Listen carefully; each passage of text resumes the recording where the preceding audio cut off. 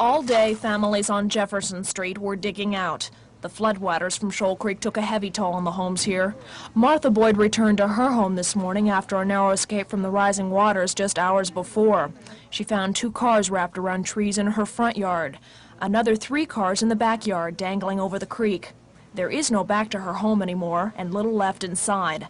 But Martha Boyd counts herself as one of the lucky ones. She got out just in time. And then I heard my neighbors yelling at each other and looked out, and the water was racing between our houses like a river, almost up in my carport. And I grabbed the cat and my purse and jumped in the car and backed out and stalled the car in the street, and then was able to get it started and up. And I'd say within 5 or 10 minutes there were cars floating down here. I feel really lucky to have gotten out.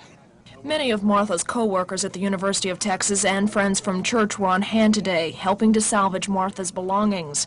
There were family snapshots to dry out and put in a safe place. An antique dish collection to be found under a lot of mud.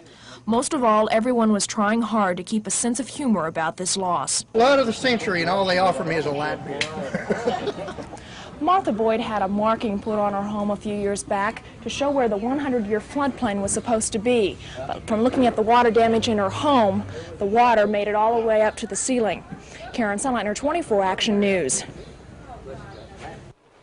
The businesses along Shoal Creek near downtown were hit extremely hard by the flood waters, as the throngs of curiosity seekers found out this morning.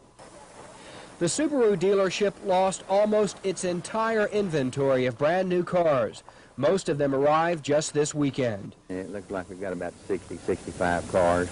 Totally lost? Yeah, it's a total. Other car dealerships in the immediate area are suffering similar losses. This malfunctioning Mazda was a peculiar example.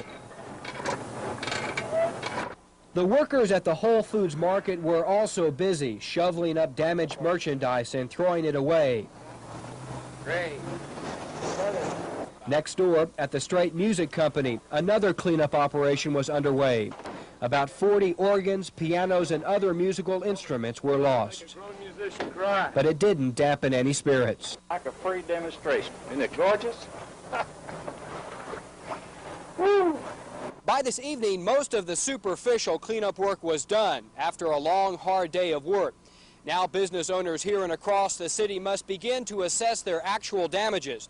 It's impossible to tell at this point how high they will go. Unfortunately, many of the business owners were without flood insurance, and because of that, they are depending on either state or federal aid to help them reopen again. Baxter Gentry, 24 Action News.